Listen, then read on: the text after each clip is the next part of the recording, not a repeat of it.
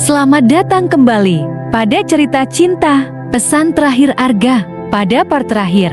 Part 5, pesan terakhir. Hari-hari di rumah sakit menjadi semakin sunyi seiring waktu berlalu. Arga, meskipun terlihat lemah, selalu berusaha menunjukkan senyuman terbaiknya di hadapan Nadia. Ia sering berkata, "Kita akan melewati ini bersama. Semua akan baik-baik saja." Namun, Nadia bisa merasakan ketidakpastian yang tersembunyi di balik kata-katanya. Mata Arga, meskipun selalu hangat, menyimpan kepasrahan yang mendalam. Nadia merasakan itu juga, tapi ia selalu memberikan senyuman dan menutupi kesedihan dalam hatinya. Nadia selalu menemani Arga di rumah sakit, menyempatkan banyak waktu untuk Arga. Di rumah sakit itu pun Nadia sering tertidur, hanya bersandarkan pada kursi kecil yang sering ia duduki untuk mendampingi Arga. Di malam-malam yang panjang, Nadia sering tertidur di kursi kecil di samping tempat tidur Arga. Ia selalu menggenggam tangan Arga, seolah berusaha memastikan bahwa ia tetap di sana. Sementara itu, Arga memanfaatkan momen-momen itu untuk menyusun pesan terakhirnya. Dengan tangan yang gemetar dan hati yang berat, ia menulis surat di buku kecil yang biasa ia gunakan untuk mencatat ide-ide fotografinya. Setiap kata ia tulis dengan penuh perasaan, memastikan bahwa Nadia akan memahami betapa besar cintanya, meskipun ia tak lagi di sampingnya.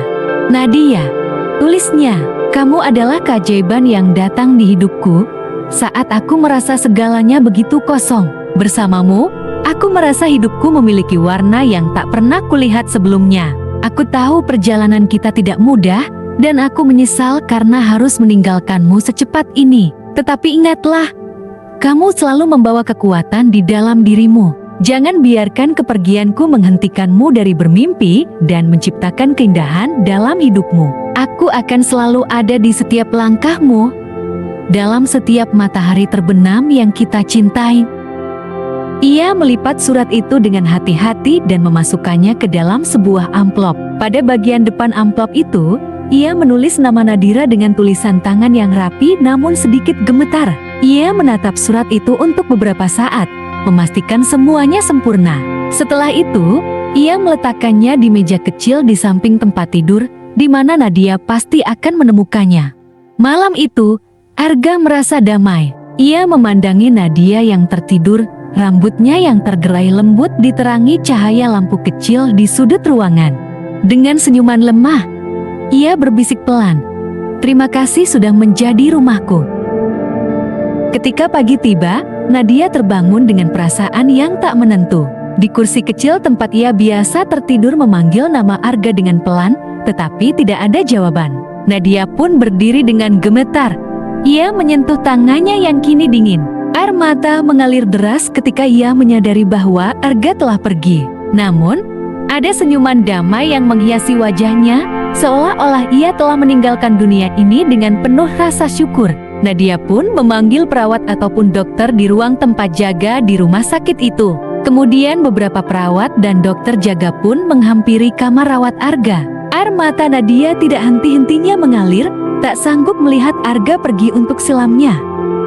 Dengan kesibukan para dokter dan perawat mengurusi Arga yang telah tiada, Nadia terpaku pada sebuah meja kecil di samping tempat tidur.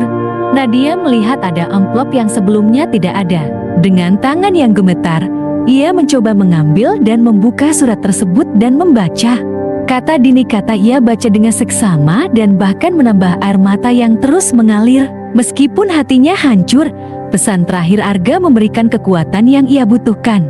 Ia tahu, meskipun Arga telah tiada, cintanya akan selalu hidup di dalam dirinya. Cinta yang benar-benar tulus, cinta yang begitu besar. "Selamat jalan Arga, aku akan selalu mengingat dan cinta ini tak akan luntur," ucap dalam hati Nadia.